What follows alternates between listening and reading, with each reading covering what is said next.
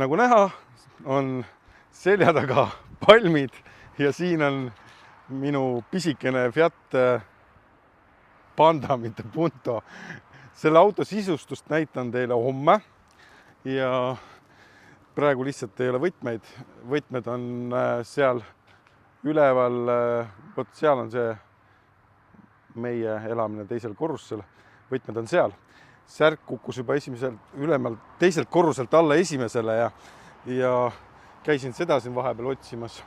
Ning nüüd me võtame suuna randa. Vaatame, milline rand siin lähedal on. See pidi olema poole kilomeetri kaugusel, aga palm on ehe selles mõttes, et nii paksu palmi pole aasta aega näinud. Rõõm on tagasi olla, aga teises riigis.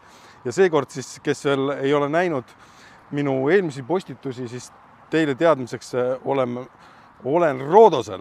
Vot, siuke saar Eestist 4000 kilomeetri kaugusel. Vot nii. Ja nüüd läheb suund ranna poole. So funny, siin on hästi palju kitsasid. Ja väravat ees ei ole. Tüübid on lihtsalt niimoodi, kes on müüri peale roninud ja kes on lihtsalt ripub kuskil. Suund on randa, on põhimõtteliselt sinna vaja 600 meetrit minna. Liigume, vaatame, mis seal toimub.